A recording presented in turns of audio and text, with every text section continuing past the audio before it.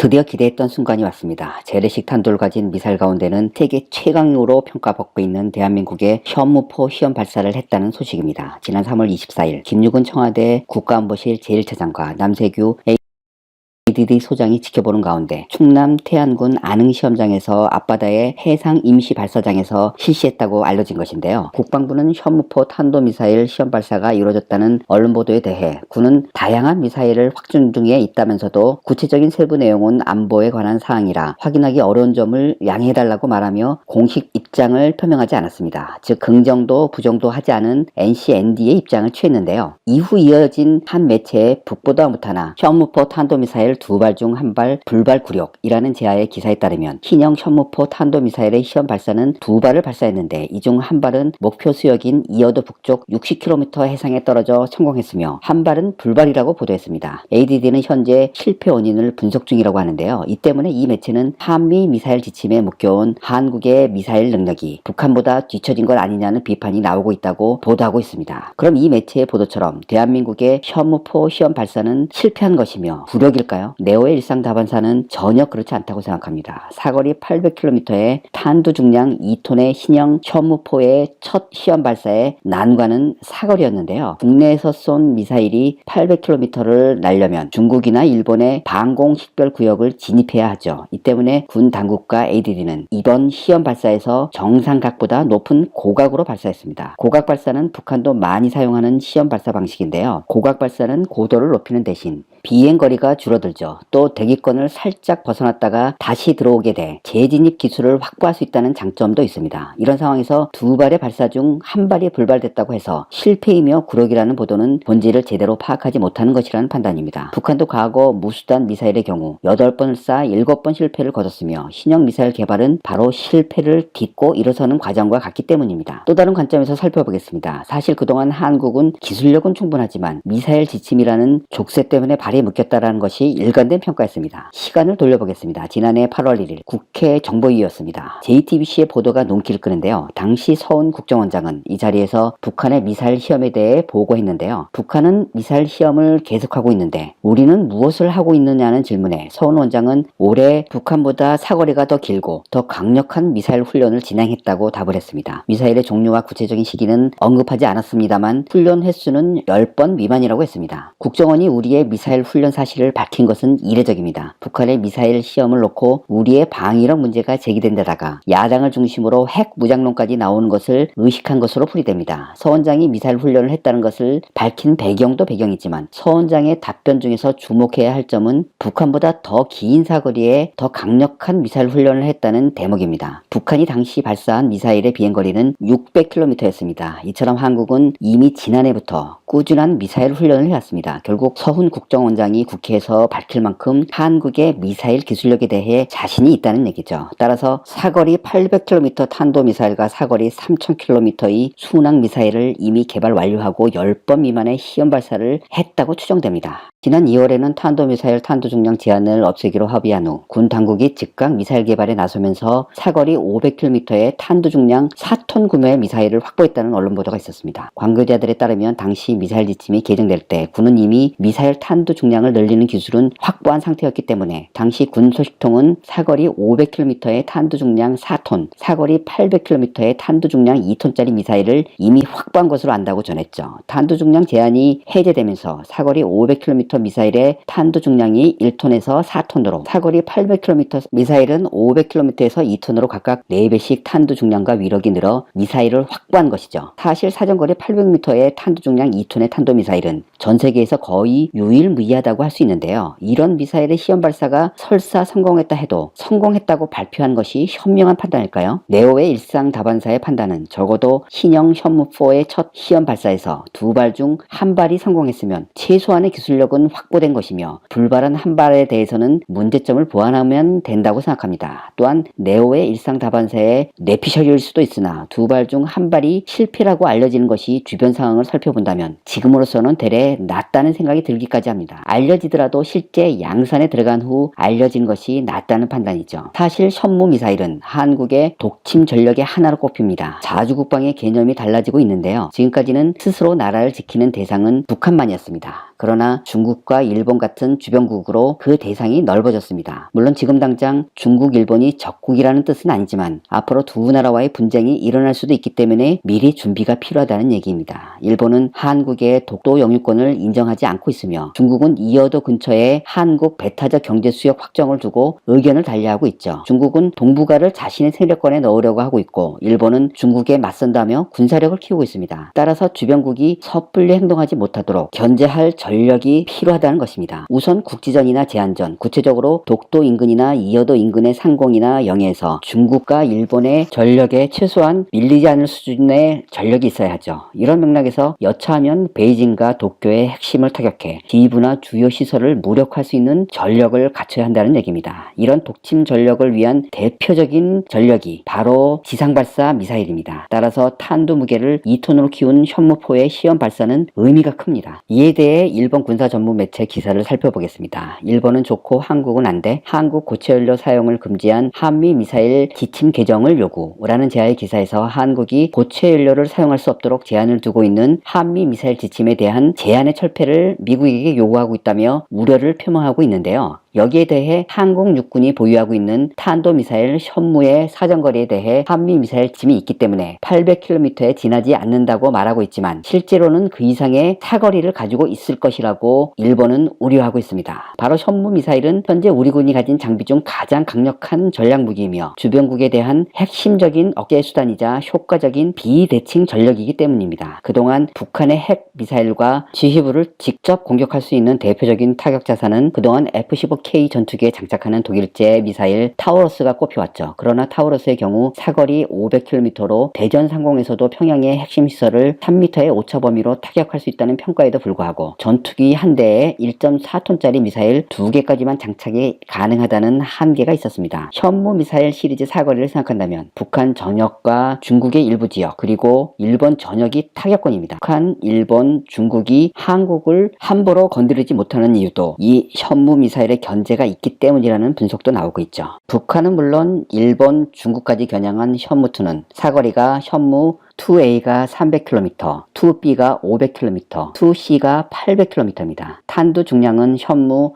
2A가 2톤, 2B가 1톤, 2C가 500kg입니다. 현무 2AB는 전술 탄도 미사일 중 가장 뛰어난 생존력을 자랑해 방어 불능의 미사일이라고 평가받았던 러시아의 이스칸다르와 매우 비슷합니다. 현무 2P의 발사 속도는 이스칸다르와 동일한 마하 7인데요. 여기에다가 현무 2C는 탄두부에 카나드, 즉 작은 날개가 추가되었습니다. 이는 기존 현무 2AB와는 달리 추진체 연료 종료 후 1단 로켓을 분리하고 재도립체만 도립하는 2단으로 구성되어 있다는 것을 뜻합니다. 만약 서해 5도에서 발사할 경우 중국 베이징도 타격이 가능합니다. 또한 2017년 한미 미사일 사거리 지침에서 탄두 중량 제한 규정을 없애기로 합의함에 따라 후 탄두가 더 강화될 예정입니다. 중국이 사드보다 심하게 반발하는 현무3, 탄두 중량은 현무3 A, B, C, D 모두 500kg이고요. 사거리는 현무3A가 500km, 현무3B가 1000km, 현무3C가 1500km, 현무3D가 3000km 입니다. 현무3는 육군 미사일 사령부와 해군의 제7기동전단, 잠수함 사령부에서 운영 중인 순항 미사일입니다. 제7기동전단에 세종대학급 구축함, 충무공 이순신급 구축함에서 장착되어 있는데 일본, 북한, 중국 동북지방, 러시아 극동지방까지 타격이 가능합니다. 특히 한반도 어디에서든 베이징은 언제든 타격이 가능합니다. 현무3는 제트 엔진을 통해 음속 이하의 속도를 유지하며 저고도로 비행하기에 포착이 어렵고 정확도도 높습니다. 특히 사드에도 몸소리를 떨던 중국 정부가 대륙 대부분 지역이 사정거리로 들어오는 3000km 순항미사일을 대한민국 군이 개발 완료하고 전력한다면 강력 반발이 예상됩니다. 사실상 전술 핵무기급인 현무4 엔진 2단 고체연료의 속력은 마하 8 이상, 사거리 800km의 탄두 중량